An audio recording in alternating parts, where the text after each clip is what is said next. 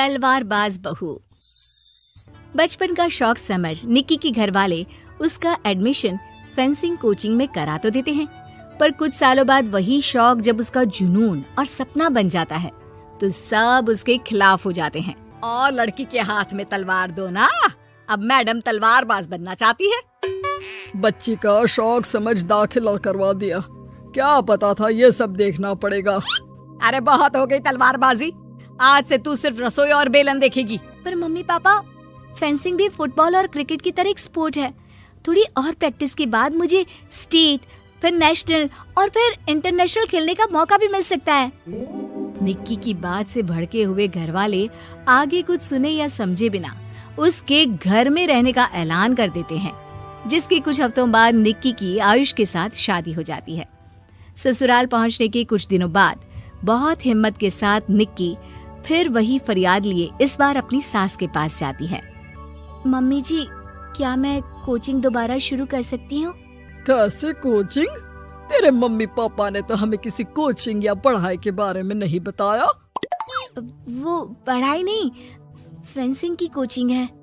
और देख, अपने अंग्रेजी के बड़े बड़े शब्द ना मुझसे ना बोला कर, सीधे सीधे बता कि ये फेंसिंग है क्या। मम्मी पापा के साथ अपने एक्सपीरियंस के बाद निक्की कोई रिस्क ना लेते हुए सास से झूठ बोल मंजूरी ले लेती है और इसी के साथ निक्की के सपनों की दुनिया शुरू हो जाती है, जिसमें अब वो सुबह उठ जल्दी जल्दी घर का सारा काम खत्म करके ज्यादा से ज्यादा समय अपनी फेंसिंग प्रैक्टिस में बिताने लगती है। इसी तरह महीने बीत जाते हैं।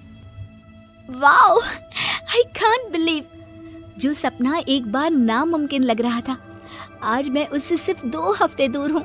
निक्की, तुम बहुत अच्छा कर रही हो, बस अपने फॉर्म को खराब मत होने देना और नेशनल्स का मेडल तुम्हारे गले में आना पक्का है। इस बात को सुनकर निक्की नेशनल गेम की खुशी में झूमती हुई जैसे ही उस शाम घर पहुंचती है तो आयुष को पैर में प्लास्टर के साथ सोफे पर बैठा देख परेशान हो जाती है। ये क्या, कैसे हुआ? किसी ने मुझे फोन क्यों नहीं किया? ऑफिस से आते हुए रास्ते में किसी ने टक्कर मार दी, इसलिए बहू कल से इसके ठीक होने तक तो कोचिंग से छुट्टी ले ले, डॉक्टर ने पूरा बेड रेस्ट बोला है। पति की हालत और सास की बात से हैरान परेशान निक्की आगे कुछ बोले बिना अपने कमरे में चली जाती है। अब मैं क्या करूंगी? दोनों तरफ मेरी जिम्मेदारी है, अगर एक भी पूरी नहीं की तो लाइफ में दोबारा सुकून की सांस नहीं ले पाऊंगी। सच बता दूं क्या? नहीं, अगर इन्होंने भी घर में कैद कर लिया तो बचा कुचा मौका भी खो दूंगी। भगवान, आपने मुझे कहाँ फंसा दिया। मन ही मन ये सब सोचते हुए निक्की घर के काम और पति की सेवा में लग जाती है। इसी तरह 1 हफ्ता बीत जाता है। बहुत सोचने के बाद भी जब कोई दूसरा रास्ता नहीं दिखता तो निक्की सबको फेंसिंग की सच्चाई बताने का फैसला करती है और सास और पति के पास आती है। मम्मी, आयुष, मुझे आप दोनों से एक बात करनी है। तुम्हें भी मम्मी की तरह गैस हो गई है क्या? तू भी बूढ़ी औरत की मजाक उड़ा ले। एक दिन जब तेरे बच्चे तेरा मजाक उड़ाएंगे ना तो मैं भी उनके साथ बैठकर हंसूंगी। घर का ये हंसता खेलता माहौल देखकर निक्की आगे कुछ बोल ही नहीं पाती। तभी गोलियां चलने की आवाज सुनकर सब डर जाते हैं और कुछ आतंकवादी घर में घुसकर सबको बाहर निकाल देते हैं, जहां उनके एरिया के बाकी सब लोग भी इकट्ठा होते हैं।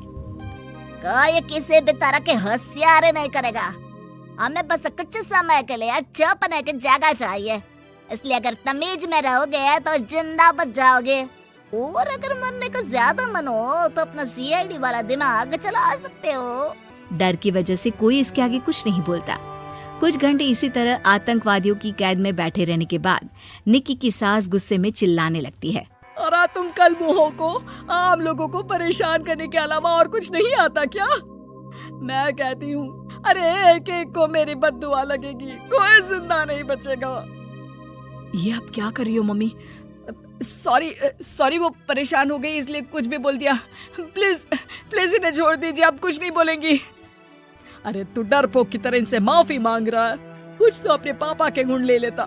अगर आज वो यहाँ होते तो इतनी देर में सबका गला काट चुके होते। क्या मतलब? नहीं मम्मी, प्लीज दोबारा वही सब शुरू मत करना। आखिर कोई मुझे भी बताएगा कि बात क्या है। तेरे ससुर जी अपने समय के सबसे बेहतरीन और उम्दा तलवारबाज थे। कोई कितनी भी बड़ी बंदूक या कितने भी ज्यादा हथियारों के साथ उनके सामने क्यों ना आ जाए, सबको एक एक करके चित कर देते थे। वाह, ससुर जी और क्या क्या करते थे? निक्की का इंटरेस्ट देख सास उसे ससुर जी और उनकी तलवारबाजी की कहानियां सुनाने लगती है, जिन्हें बहुत देर तक सुनने के बाद अपने आप को रोक ना पाते हुए निक्की आखिर उनसे तलवार के बारे में पूछ ही लेती है। मम्मी जी, क्या पापा जी की वो तलवार आज भी आपके पास है? अरे इन्होंने अपने बेटे से ज्यादा उस तलवार से प्यार किया है तो फेंक कैसे देती, संदूक में संभाल कर रखी है। आयुष की बात सुन निक्की की आंखें चमक उठती हैं और वो सब कुछ भूल तलवार निकालने की बात कर बैठती है, जिसे सुन बाकी दोनों की आंखें फट जाती हैं। क्या बोला, जरा फिर से बोल। क्या कहानियां सुनकर तुम भी अपने आप को झांसी की रानी समझने लगी? यही समझ लो कि तुमने झांसी की रानी के साथ ही शादी की है। ओ मोहतरमा, जरा सपनों की दुनिया से बाहर निकल आओ और शांति से बैठ जाओ। आई बड़ी झांसी की रानी बनेगी। माहौल की गंभीरता और सास आयुष का रिएक्शन देख निक्की के पास उन्हें सच्चाई बताने के अलावा और कोई ऑप्शन नहीं बचता, इसलिए वो बिना कुछ सोचे समझे और देर किए उन्हें पूरी सच्चाई बता देती है, जिसे सुन दोनों भौंचक्के रह जाते हैं। और इसी के साथ अगले हफ्ते मुझे नेशनल्स खेलने का भी मौका मिला है। भरोसा कीजिए, मैं कर सकती हूँ। निक्की की बातों से अभी तक सदमे में बैठे आयुष और सास उनकी तबीयत खराब होने का बहाना बनाते हैं और दवाइयां लाने के बहाने घर के अंदर जाने की बात करते हैं, जिस पर एक आतंकवादी भी उनके साथ घर के अंदर जाता है। निक्की दवाइयां लेने के बाद बाथरूम का बहाना बनाकर सास के कमरे में पहुंच जाती है। अब क्या बाथरूम भी साथ चलोगे? यहीं कमरे में रुको। 5 मिनट में बाहर नहीं आई तो अंदर आकर सारी गालियां सिर में उतार दूंगा। निक्की बाथरूम के अंदर चली जाती है। अब क्या करूं? तलवार कैसे निकालूं? मुझे किसी भी तरह इससे छुटकारा पाना होगा। सोच निक्की, जल्दी कुछ सोच। कुछ देर परेशान बाथरूम में इधर से उधर घूमने के बाद निक्की की नजर फर्स्ट एड बॉक्स पर पड़ती है और वो तुरंत उसमें से कैंची निकालकर उसे छुपाते हुए चुपचाप बाहर निकल आती है। हो गया तुम्हारा सारा नाटक खत्म, अब चुपचाप ये दवाइयां उठाकर बाहर चलो। ऐसा बोलकर जैसे ही आतंकवादी मुड़ता है, निक्की तुरंत उसकी गर्दन पर कैंची से वार कर देती है और उसकी बंदूक हाथ में लिए संदूक से तलवार निकालने लगती है, जिसके कुछ देर बाद वो घर के पीछे वाली खिड़की से बाहर निकलकर छुपकर एक एक करके सब आतंकवादियों पर वार करके उन्हें घायल कर देती है। अब सारे पब्लिक की कैद में आ जाते हैं। ये सब देखकर आयुष और सास के साथ सारे लोग दंग रह जाते हैं। सास का सर गर्व से ऊंचा हो जाता है। मेरी बहू सिर्फ नेशनल्स नहीं, इंटरनेशनल भी खेलेगी। हाँ।